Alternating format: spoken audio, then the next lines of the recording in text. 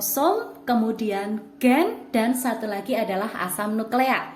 Kita sudah tahu bahwa asam nukleat sendiri macamnya ada dua, yakni DNA dan juga RNA. Nah, di antara kedua jenis asam nukleat tadi, yang langsung bertugas sebagai pembawa sifat adalah DNA ya. Jadi nanti mutasi ini erat kaitannya dengan kromosom, gen, dan juga tentang DNA. Oke, kemudian yang kedua, kita belajar tentang macam mutasi. Nah, sebenarnya Dek, mutasi ini dibagi menjadi beberapa hal ya, berdasarkan sifat-sifat tertentu. Namun yang kita pelajari hari ini adalah macam mutasi berdasarkan materi genetik yang mengalami. Nah, ini nanti ada dua macam. Yang pertama disebut dengan mutasi gen.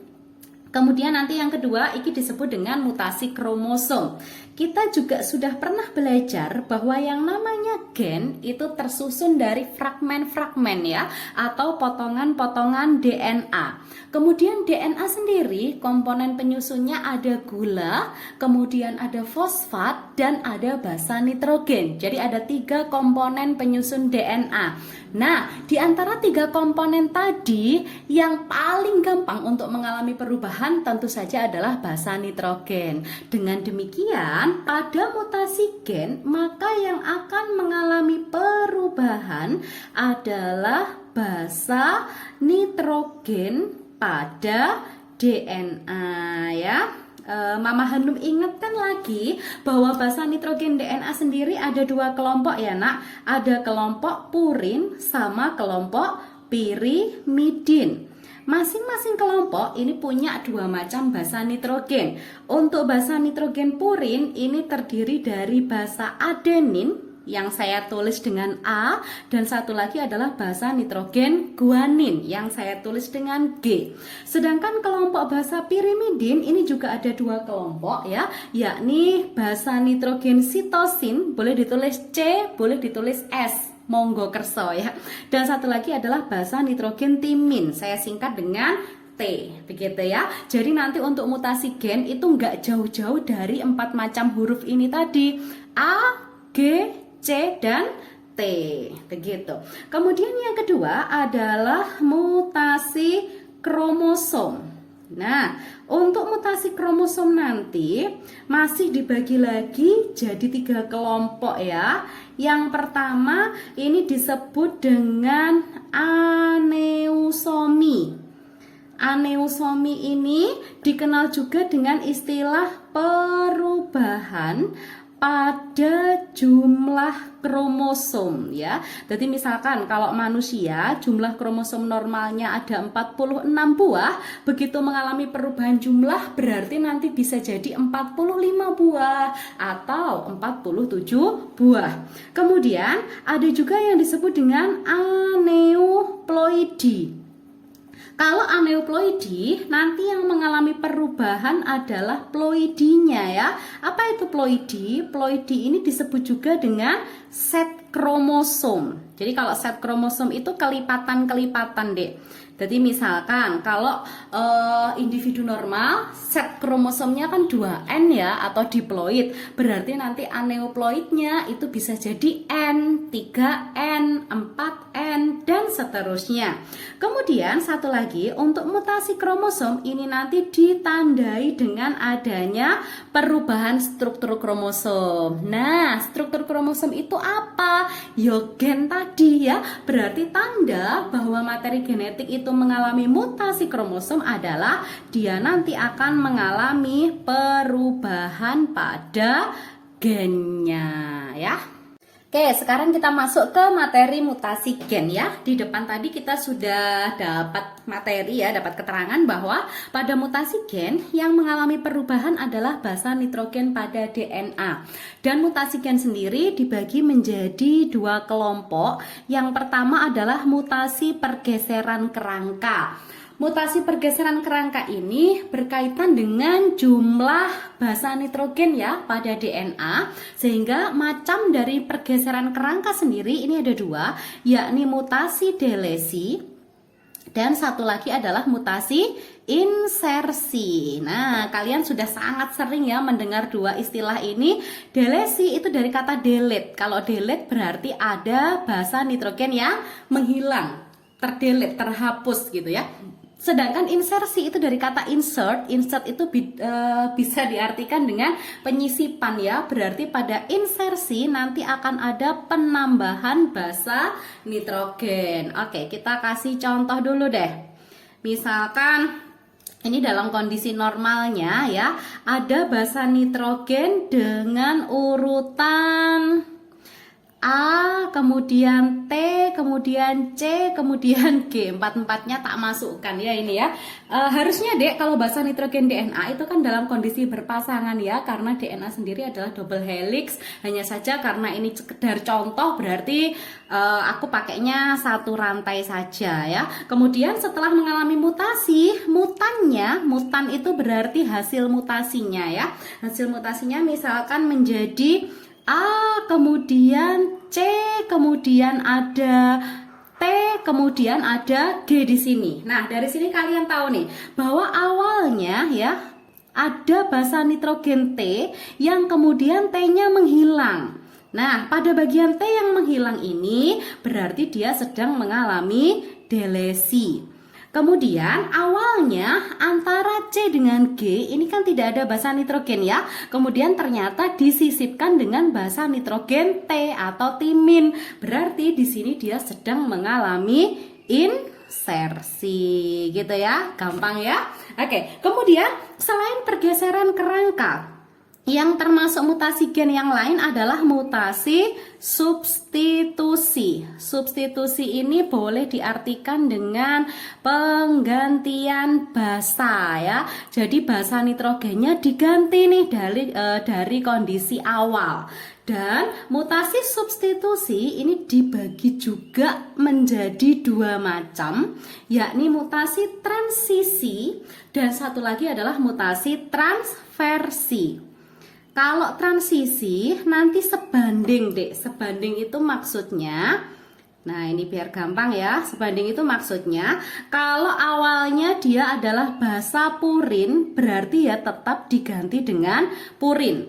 Atau kalau awalnya dia adalah basa pirimidin, berarti diganti dengan pirimidin ya. Jadi pupu atau pipi. Punya tentu saja adalah basa purin. Sedangkan pi-nya tentu saja adalah basa pirimidin gitu ya. Kemudian yang kedua adalah mutasi transversi. Nah, kalau mutasi transversi nanti silang deh. Silang itu maksudnya kalau awalnya dia adalah basa purin, kelompok basa nitrogen purin, berarti diganti dengan kelompok basa nitrogen pirimidin. Dan sebaliknya, kalau awalnya dia pirimidin, berarti diganti dengan basa nitrogen purin ya. Jadi ada pupi dan ada pipu. Saya tuliskan juga di sini, punya adalah purin, berarti diganti dengan pi. Pi-nya adalah pirimidin. Yang lain mengikuti ya, berarti pi di sini pirimidin, kemudian digantikan dengan purin. Oke, kita langsung pakai contoh di sini. Oke, contohnya kita punya basa nitrogen lagi-lagi dengan urutan A, T, G, C, biar mewakili ya, ada 4 macam basa nitrogen. Kemudian dia mengalami mutasi. Misal nih, kalau kita pengen bikin contoh mutasi transisi, misalkan yang ditransisi adalah basa nitrogen timin. Di sini tadi sudah ada bahwa timin itu adalah kelompok basa nitrogen pirimidin. Kalau mau bikin contoh mutasi transisi, transisi tadi kan sama ya. Berarti kalau awalnya pirimidin ya tetap diganti dengan pirimidin. Sehingga kalau awalnya T, T-nya timin, berarti dia diganti dengan sitosin ya. Jadi A-nya tetap, kemudian huruf T-nya diganti dengan huruf C, G-nya tetap. Kemudian nanti yang C satu lagi kita pakai contoh untuk yang lain ya. Jadi penggantian T menjadi C ini tadi yang disebut dengan mutasi transisi. Oke, kemudian satu lagi adalah basa nitrogen C. Kita cek yuk, basa nitrogen C, sitosin itu juga termasuk kelompok basa nitrogen pirimidin. Kalau kita mau bikin contoh mutasi transversi, berarti pirimidin diganti dengan purin. Nah, purinnya kalian boleh memilih bisa adenin maupun guanin. Jadi misalkan di sini KHA atau Mama Hanung ya, pakai contoh G gitu. Ya, sembarang wes, bisa A bisa G.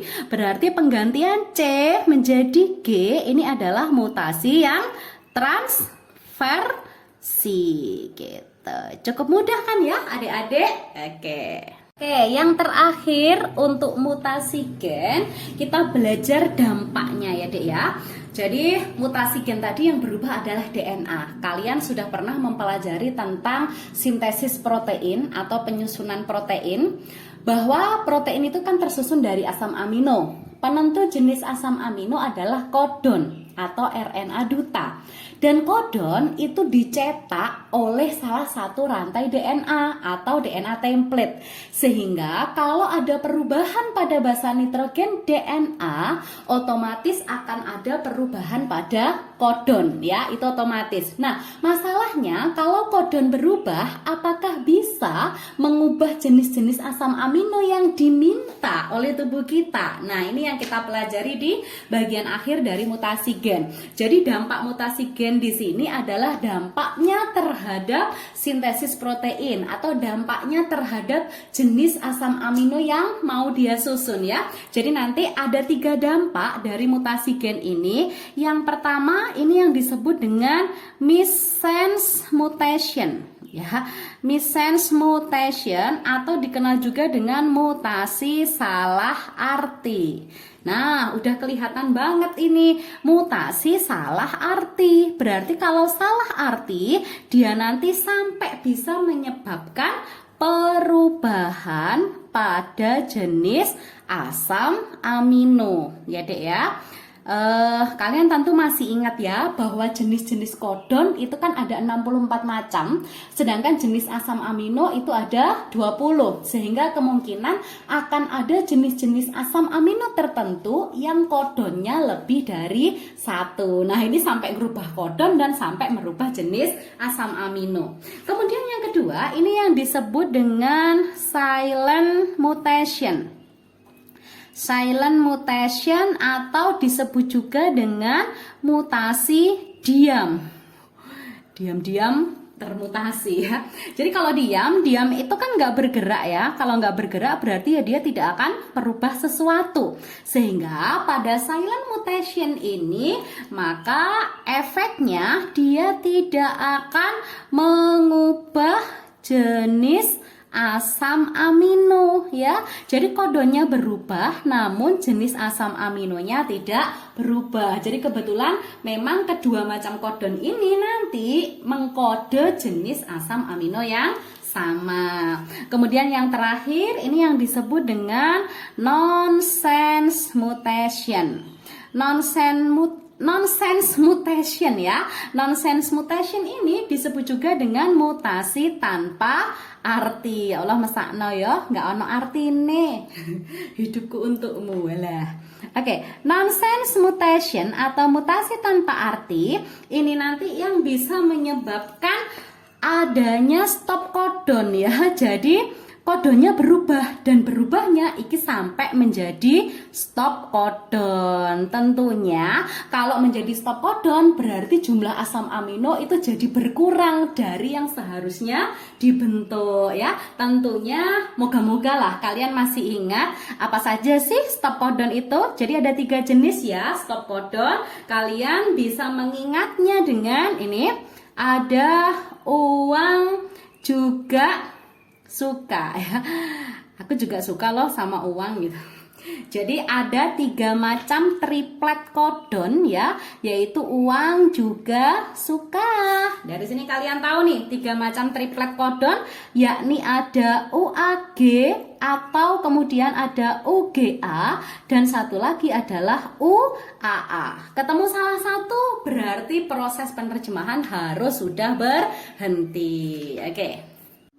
Oke adik-adik, jenis mutasi yang kedua yakni mutasi kromosom ada 3 macam ya. Kita mulai yang pertama dari aneusomi. Aneusomi sendiri diartikan sebagai adanya perubahan pada jumlah kromosom. Berarti nanti jumlah kromosomnya bisa berkurang, bisa juga bertambah ya. Dan aneusomi ini bisa juga terjadi pada manusia. Jadi kita bandingkan aja, kalau manusia itu normal, berarti formula kromosomnya kan pasti 2N atau yang dikenal dengan istilah diploid tadi ya. Dan manusia yang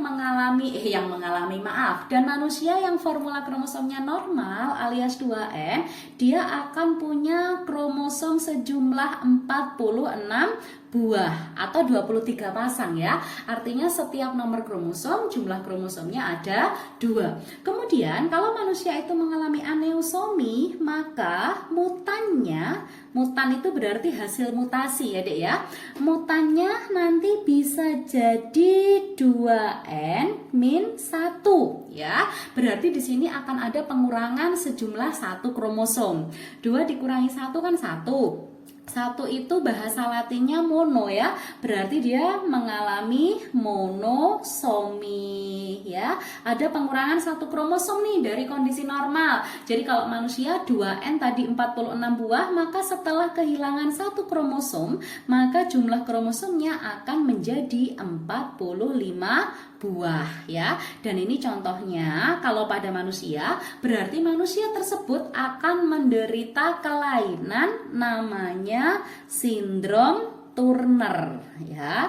Manusia yang mengalami kelainan sindrom Turner sendiri, maka dia akan punya formula kromosom 44A plus X0. Ini bukan O ya Dek ya, tapi 0. Artinya apa?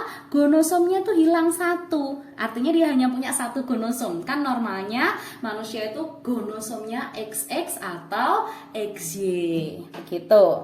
Kemudian contoh mutan dari aneusomi yang lain adalah 2N plus 1. 2 tambah 1 ada 3. Berarti manusia ini mengalami tri ya, 3 kan tri ya, atau trisomi. Nah, karena ada penambahan 1 buah kromosom, berarti dari 46 buah ditambah 1, sehingga jumlah kromosomnya akan menjadi 47 buah. Trisomi ini Dek bisa terjadi baik pada autosom maupun pada gonosom ya. Oke, kita mulai dulu dari trisomi pada autosom. Autosom alias kromosom tubuh. Jadi manusia yang mengalami trisomi pada autosom, nanti formula kromosomnya sama aja ya. Sama aja dalam artian untuk autosomnya sama, tinggal dia nanti laki-laki ataukah perempuan ya. Jadi nanti formula kromosom bisa jadi 45A plus XX kalau dia perempuan, atau 45A plus XY kalau dia laki-laki. Jadi 45 ditambah 2 gonosom berarti kan 47. Contoh fenomena trisomi autosom kalau pada manusia ini ada 3 macam ya. Biar gampang kalian nanti bisa menghafalkannya dengan Pak Edo ya. Jadi ada 3 contoh trisomi pada manusia yakni Pak Edo. Ketiganya merupakan sindrom ya atau kelainan. Yang pertama PA-nya adalah sindrom Patau. Kemudian yang kedua E-nya adalah sindrom Edwards. Dan yang terakhir Do-nya adalah sindrom Down ya. Sama-sama trisomi. Untuk sindrom Patau, trisominya ini terjadi di kromosom nomor 18. Kromosom nomor 13 ya Dek. Jadi hanya kromosom nomor 13 saja yang jumlah kromosomnya ada 3. Artinya yang lain normal ya, tetap 2. Kemudian untuk sindrom Edwards ini trisominya terjadi di nomor 18 dan sindrom Down ini terjadi di nomor 21 gitu. Jenis mutasi kromosom yang kedua adalah aneuploidi. Kalau aneuploidi ini diartikan dengan adanya perubahan pada ploidi. Apa itu ploidi? Ploidi adalah set kromosom. Jadi, kalau misalkan individu normal seperti biasa ya, set kromosomnya adalah 2N atau yang disebut dengan diploid. Berarti semua nomor kromosom jumlah kromosomnya ada 2. Contoh nih, kalau kita pakai lalat buah ya atau Drosophila melanogaster, itu jumlah kromosomnya ada 8 buah. Nah, itu dalam kondisi 2N. Atau dalam kondisi berpasangan ya. Jadi 8 buah boleh juga disebut dengan 4 pasang. Kalau misalkan dia mengalami mutasi, maka mutannya bisa jadi N, kemudian 3N, 4N, dan seterusnya. Kalau menjadi N, maka dia nanti akan mengalami monoploid. Kalau 3N berarti dia mengalami triploid. Dan kalau 4N berarti dia nanti mengalami tetraploid. Jadi contoh ya, sekali lagi untuk hitungan jumlah kromosomnya, kalau lalat buah dalam kondisi normal jumlah kromosomnya 2N ya, ploidinya 2N, jumlah kromosomnya 8 buah. Maka kalau dia mengalami monoploid, maka jumlah kromosomnya tinggal 4 buah. Kalau dia mengalami triploid, berarti ya udah 4 kali 3 berapa? 12 buah. Kalau mengalami tetraploid berarti ya 4 kali 4 berapa? 16 buah. Jadi intinya kalau ada peristiwa aneuploidi, jumlah kromosom itu jadi berlipat ya, berlipat ganda begitu. Nah, baik aneusomi maupun aneuploidi ini penyebabnya sama, yaitu sama-sama karena gagal berpisah pada saat pembentukan gamet. Dan gamet-gamet hasil gagal berpisah ini berhasil melakukan fertilisasi, sehingga anak-anak yang dihasilkan atau zigot yang dihasilkan itu akan mengalami perubahan ya pada jumlah atau pada set kromosomnya.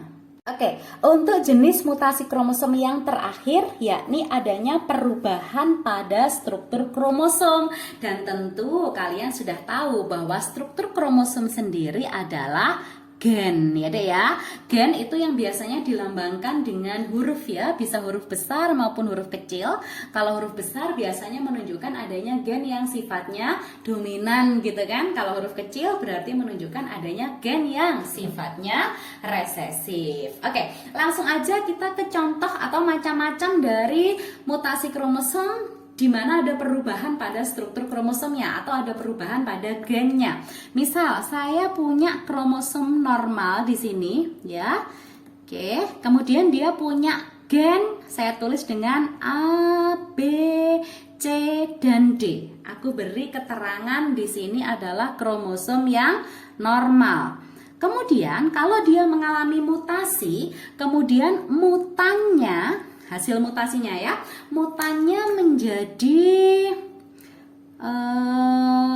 menjadi A, B, dan C. Berarti dia kehilangan gen D ya. Kehilangan atau berkurang berarti dia mengalami delesi. Dan kalau yang hilang itu bagian ujung, maka dia disebut dengan delesi terminal.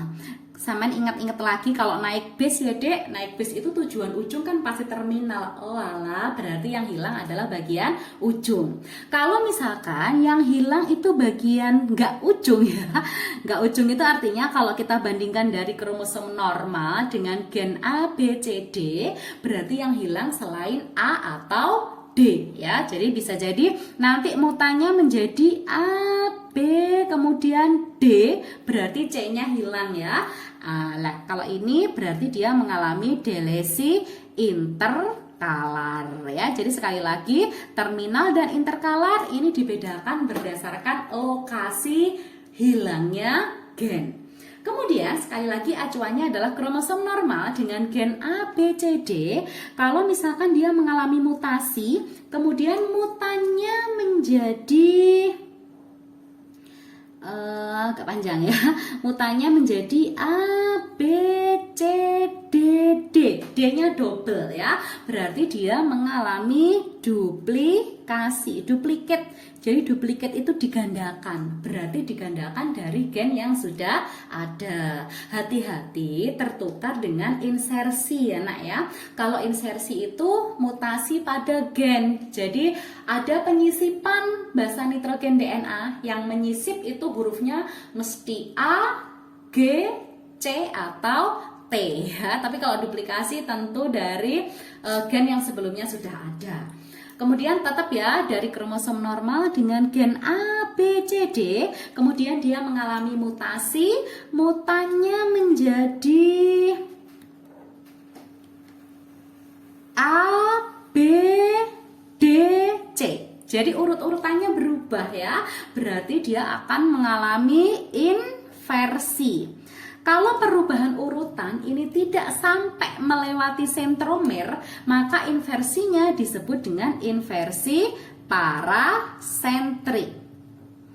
Tuh, sedangkan kalau inversinya sampai melewati sentromer, sekali lagi acuannya tetap kromosom normal dengan gen A, B, C, D ya. Perubahannya sampai melewati sentromer, berarti nanti misalkan jadi ini A, kemudian C, B, dan D. Jadi B dan C-nya tertukar ya. Iki berarti dia mengalami inversi perisentrik. Oke, kemudian yang terakhir dari kromosom normal dengan gen A, B, C, D kemudian mengalami mutasi di mana gen-gen ujung ini menyatu ya. Jadi gen A menyatu dengan gen D. Karena menyatu berarti akhirnya akan membentuk struktur seperti cincin ya dek, bunder gitu. Oke, jadi A menyatu dengan D. Kemudian B di sini, C-nya di sini. Nah, kalau seperti ini berarti kromosom tersebut mengalami yang namanya katenasi ya. Dari 4 jenis mutasi di sini, katenasi, delesi, inversi, dan duplikasi ini biasanya terjadi pada kromosom-kromosom yang homolog. Saya tambahkan nyempil di sini ya.